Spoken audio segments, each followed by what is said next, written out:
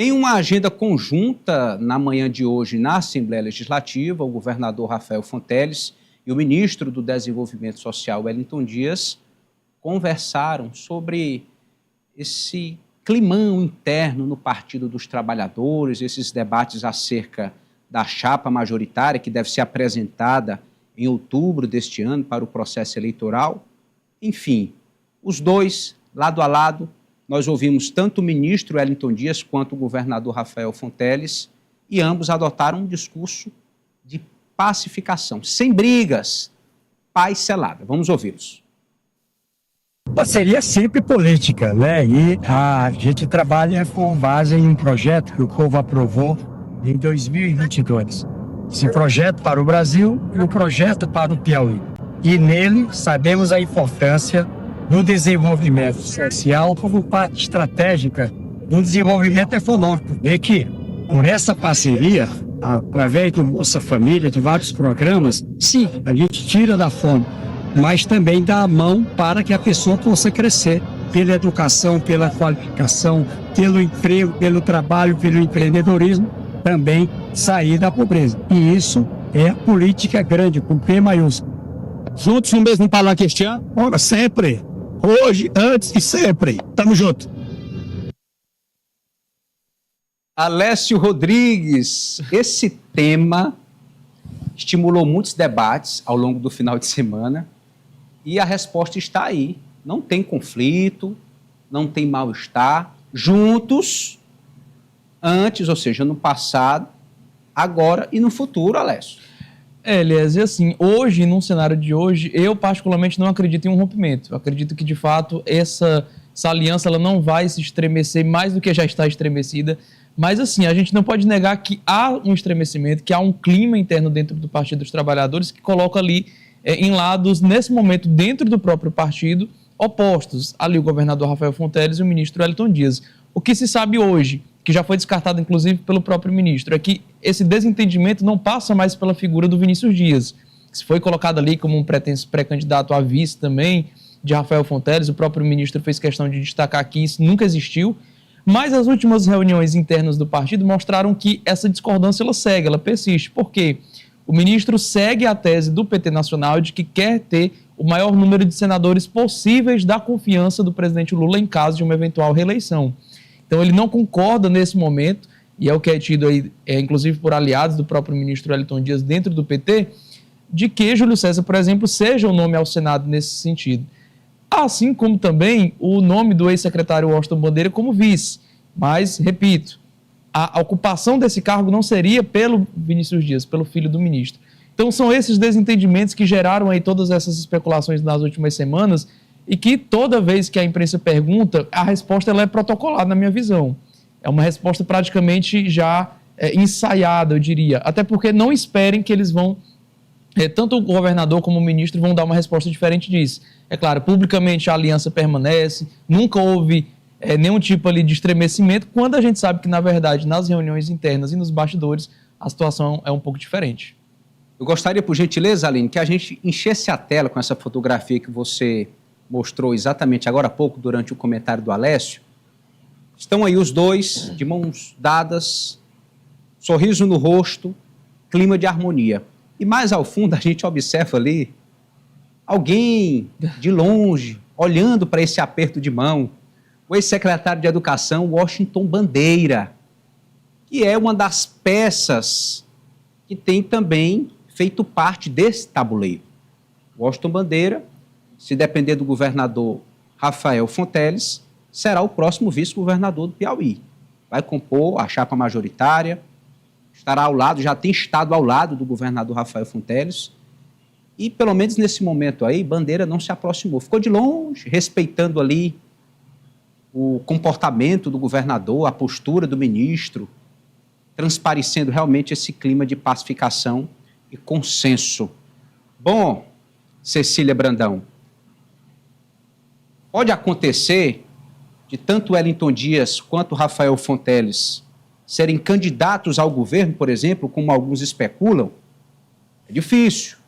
Um dos dois teria que sair do PT até o dia 3 de abril, inclusive, para se filiar a outra sigla e assim poderem protagonizar esse duelo, o que é muito pouco provável que um dos dois vá abrir mão de estar do PT por conta de uma situação que pode ser resolvida de outra forma. E, enfim, outras alternativas precisam ser discutidas para evitar, por exemplo, um conflito interno entre chapas, entre pré-candidatos na convenção do PT, que nós chamamos de bater chapa.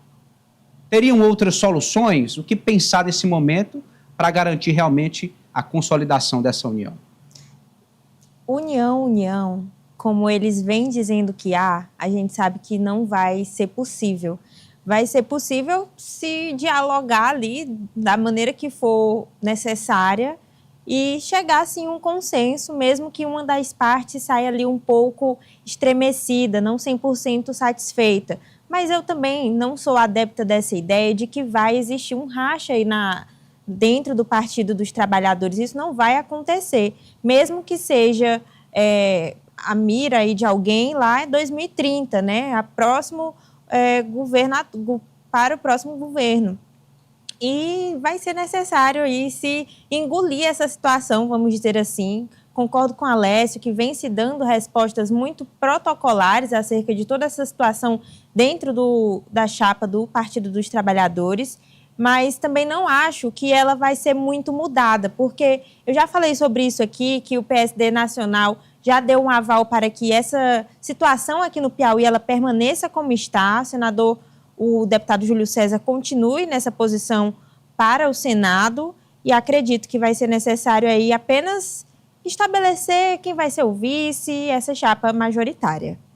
Cíntia Lages, o desentendimento está tão tenso como se imagina ou é só um discurso da oposição, por exemplo, para tentar desestabilizar a base do governo?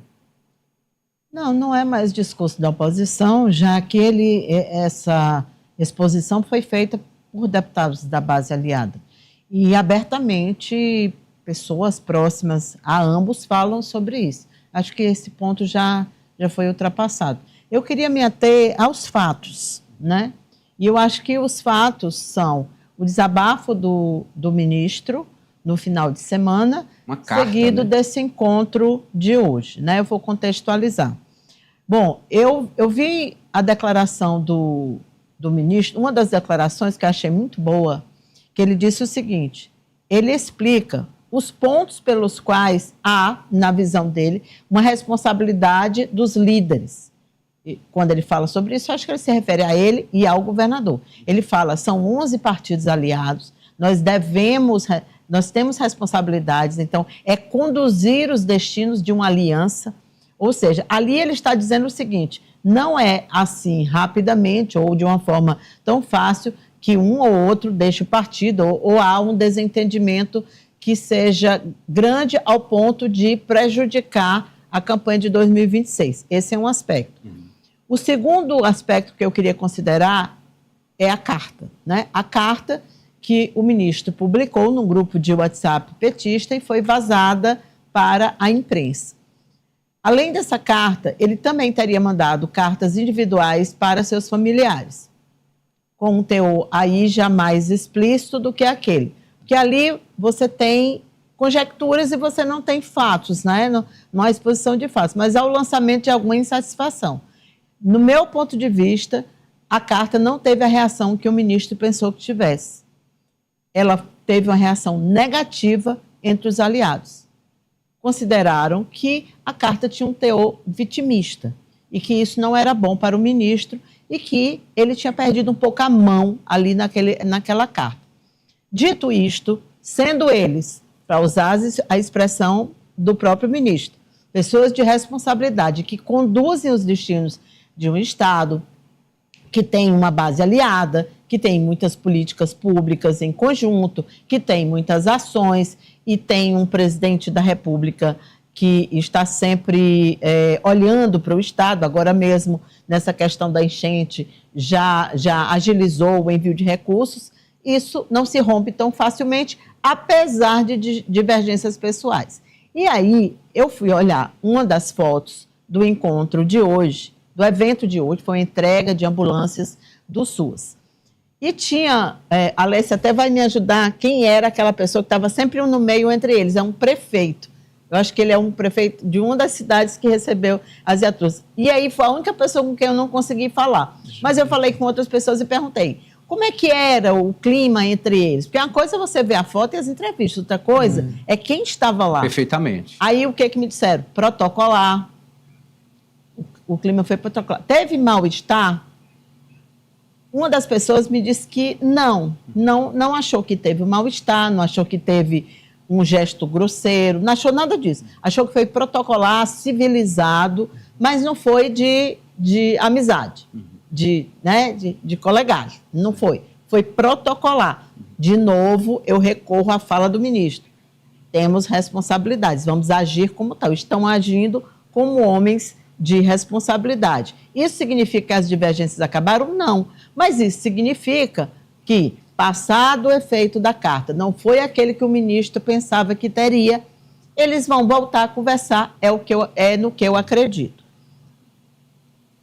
Esse é o vídeo, mas é que tinha uma foto lá na ambulância. Eu tô vendo que aqui, tinha um prefeito. É o presidente da PPM, o Pompilho. É o Pompilho, É. pronto. Não era o Pompilho, não. Nesse vídeo, inclusive, ele também está no meio. Não era. Mas, assim, enfim, Pompilho ele estava estava sempre no meio entre os dois. E aquilo me chamou muita atenção. Pronto. Eles não estavam os Como dois. se fosse algo bem... Né? já Tipo assim, deixa eu ficar aqui para poder... premeditado. Vamos fazer o seguinte, Então é isso. nós temos uma reportagem